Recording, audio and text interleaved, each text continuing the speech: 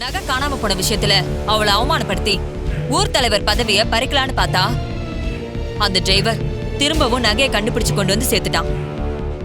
இந்த விஷயத்துல வீட்டை விட்டு போனவன் திரும்ப வந்து ஒட்டிக்குவானோன்னு நினைக்கிறேன். அவனை விரட்ட எவ்வளவுதான் ட்ரை பண்ணாலும் கடைசியில நாம தான் தோத்து போறோம். அவனுக்கு என்ன ஜாலியா தானே இருக்கான். சரி, அவனை விடுங்க. இப்ப என் அக்காக்காரிய ஊர் முன்னாடி அசிங்கப்படுத்துறதுக்கு நமக்கு இன்னொரு சான்ஸ் கிடைச்சிருக்கு. இன்னொரு சான்ஸா? என்னடி சொல்ற?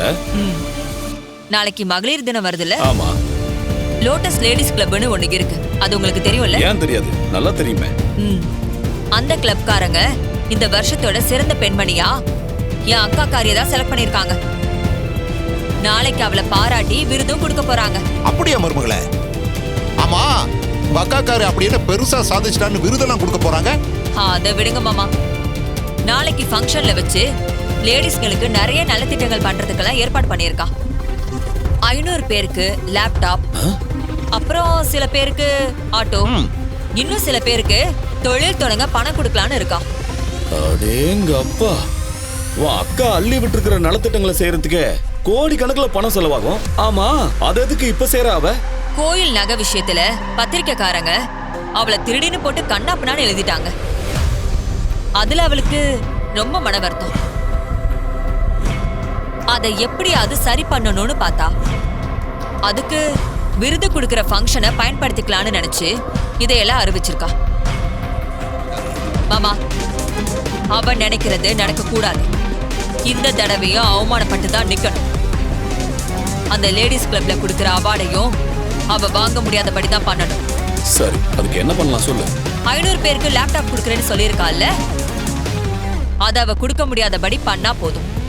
அவளுக்கு கெட்ட பேரு தானா வந்துடும். ஆனா அந்த பழிய தூக்கி அந்த டிரைவர் மேல போடணும். அதனால என் அக்காக்காரி இன்னும் அவன் மேல கோவத்துல கொந்தளிக்கணும். இந்த காரணத்தை வச்சு அவனை நிரந்தரமா இந்த வீட்டை விட்டே துரத்தணும். அவன் பொண்டாட்டி அந்த ரேவதி வாசல்லே கடந்து சாகணும். சந்திரா, எல்லாத்தையும் பக்காவா செஞ்சிடலாம். நீ ஒன்னும் கவலைப்படாத. என் அக்காக்காரி விருது வாங்க போற சந்தோஷத்துல இருக்கா. அவ சந்தோஷம் நிலைக்க கூடாது. அவமானமும் அசிங்கமும் தான் அவளுக்கு பரிசா கிடைக்கணும். மருமகளே, நாளையோட அவ பேரு புகழ் எல்லாமே காணாம போகுது. இத பாரு, நீ ஆசைப்பட்டபடி உன் புருஷ ஊர் தலைவர் ஆகிற நாள் ரொம்ப தூரத்துல இல்ல.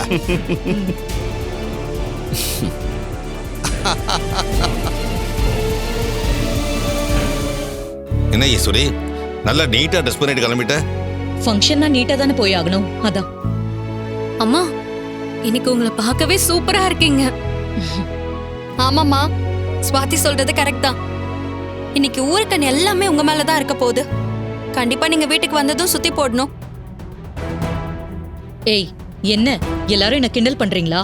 அத்தை, உங்களை பார்த்தா ஒரு பெண் சிங்கமே நடந்து வர்ற மாதிரி இருக்கு அத்தை. என்ன எல்லாரும் ஒரு முடிவோட தான் இருக்கீங்க போல இருக்கு. பேச்செல்லாம் ஒரு மாதிரி இருக்கு. விடுமா, அவங்க ஏதோ ஜாலியா பேசிட்டு போறாங்க. சந்திரா, ஃபங்க்ஷன் கிளம்பலாமா? போலாக்கா. மாப்பிள்ள, அத்தை நீங்களும் கிளம்புங்க, போலாம். அத்தை, நான் எதுக்கு? நீங்க போயிட்டு வாங்க. இல்ல மாப்பிள்ள, நீங்களும் வாங்க. அத்தை, அது லேடிஸ் ஃபங்க்ஷனு. நான் வந்து என்ன பண்ண போறேன்? நீங்க போங்க. என்ன மாப்பிள்ள இப்படி சொல்லிட்டீங்க?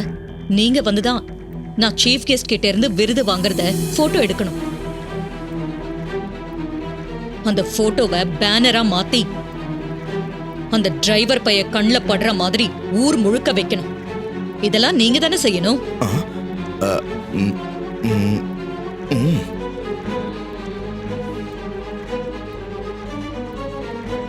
என்ன மாப்பிள்ள யோசிக்கிறீங்க? வருவீங்களா மாட்டீங்களா? வரேன் அத்தை. அம்மா, விருது வாங்க போறீங்க, வாழ்த்துக்கள்மா. தேங்க்ஸ் ஸ்வாதி. அம்மா, நீங்க இந்த மாதிரி நிறைய விருதுகள் வாங்கணும். வாழ்த்துக்கள். தேங்க்ஸ் ரோஹிணி. அப்ப நான் வரேங்க. சந்திரா அக்கா, வா.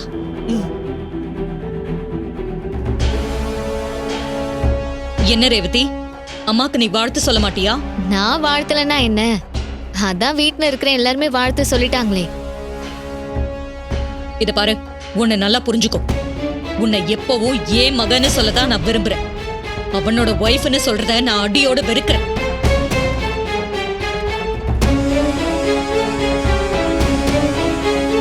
நீ எங்கேயாவது வெளியே போனா கூட உன்னை எல்லாரும் சாமுண்டீஸ்வரி பொண்ணுன்னு தான் சொல்லுவாங்க. யாரும் அவனோட பொண்டாட்டின்லாம் சொல்ல மாட்டாங்க. எப்போ இந்த அம்மாவை நினைச்சு பெருமைப்படு. மா, நீங்க உங்களை பத்தி உயர்வா பேசிக்கோங்க, அதை யாரும் தடுக்க போறதில்ல. ஆனா அதுக்காக நீங்க என் புருஷனை மட்டும் தட்டி பேசுறத நான் அனுமதிக்க மாட்டேன். உங்களை விட அவர் எந்த விதத்திலயும் குறைஞ்சவர் இல்ல. நீங்க இங்க கொடி கட்டி பறக்கலாம், ஆனா அவர் பெரிய பிசினஸ் மேன்.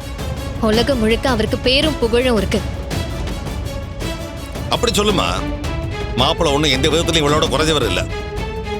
அவருடைய செல்வாக்கு இவளுக்கு புரியல, அதான் அப்படி எல்லாம் பேசிட்டு இருக்கா. என்ன மாமா, கட்டின பொண்டாட்டியை விட தங்கச்சி பையன் பெருசா போயிட்டானா? மாப்பிள்ள எந்த விதத்திலையும் இவளோட குறைஞ்சவர் இல்லைன்னு சொல்றேன். சந்திரா, இவங்க கிட்ட என்ன வெட்டி பேச்சு? வா கிளம்பலாம். போலாக்கா. வாங்க. நீங்கெல்லாம் நலத்திட்ட உதவிக்காக வந்திருக்கீங்களா? ஆமா மேடம். ஆமா மேடம், நான் லேப்டாப் வாங்க வந்திருக்கேன். நீங்க கொடுக்க போற லேப்டாப் எனக்கு மட்டும் இல்ல, என் குழந்தைங்களுக்கும் உபயோகமா இருக்கும். நாங்க படிக்கிறப்போ கம்ப்யூட்டர் வாங்கி தர எங்க பேரண்ட்ஸால முடியல. இப்போ நீங்க கொடுக்க போறீங்க, அதை நினைச்சா ரொம்ப சந்தோஷமா இருக்கு. ரொம்ப தேங்க்ஸ் மேடம். இத கேக்குறப்போ எனக்கும் சந்தோஷமா தான் இருக்கு. உங்களை மாதிரி நிறைய பேர் இதனால பயனடைய போறாங்க. ஒரு பெண் முன்னேறினா ஒரு குடும்பமே முன்னேறின மாதிரி தான். இது மட்டும் இல்ல, உங்களுக்கு வேற ஏதாவது உதவி தேவைப்பட்டாலும் எப்ப வேணாலும் என்கிட்ட வந்து கேட்கலாம். நான் செய்ய தயாரா இருக்கேன். மேடம் வணக்கம். மேடம் வணக்கம். மேடம், உங்க கையெல்லாம் ஆட்டோ வாங்க வந்திருக்கேன். என் வீட்டுக்காரன் ஆட்டோ தான் ஓட்டிட்டு இருந்தாரு. கொஞ்ச நாளைக்கு முன்னாடி மஞ்சக்காமலை வந்து சரியா கவனிக்காம விட்டதுனால இறந்து போயிட்டாரு மேடம். இப்ப சாப்பாட்டுக்கே ரொம்ப கஷ்டப்பட்டுட்டு இருக்கோம். என்ன பண்றதுன்னு தெரியாம குழப்பத்துல இருந்தேன். அப்பதான் இவங்க வந்து ஆட்டோ விஷயத்த பத்தி சொன்னாங்க. என் புருஷன் மாதிரி நானும் ஆட்டோ ஓட்டி என் குடும்பத்தை காப்பாத்தணும் தான் இங்க வந்திருக்கேன்.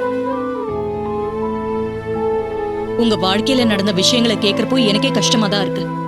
கவலைப்படாதீங்க, ஆட்டோவை நான் என் கையால உங்களுக்கு கொடுக்குறேன். உங்க குடும்ப கஷ்டமெல்லாம் தீர்ந்து போகும். சரிங்க மேடம், ரொம்ப நன்றி மேடம். நீங்க செய்யற உதவியை நான் என்னைக்கு மறக்க மாட்டேன் மேடம். உங்களுக்கு ரொம்ப நன்றி மேடம். மேடம், அன்னைக்கு உங்களை பத்தி எங்க பத்திரிக்கையில தப்பா எழுதிட்டோம். இப்ப நேர்ல உங்க குணத்தை பாக்குறப்போ நீங்க எவ்வளவு நல்லவங்க, மத்தவங்களுக்கு எவ்வளவு உதவியா இருக்கீங்கன்னு புரிஞ்சுக்க முடியுது. முக்கியமா லேடிஸ் முன்னேற ரொம்ப உதவியா இருக்கீங்க. இதெல்லாம் கண்டிப்பா எங்க பத்திரிக்கையில எழுதுவோம். இப்ப வாச்சும் என்னை பத்தி புரிஞ்சுக்கிட்டீங்களே, அது வரைக்கும் நன்றி.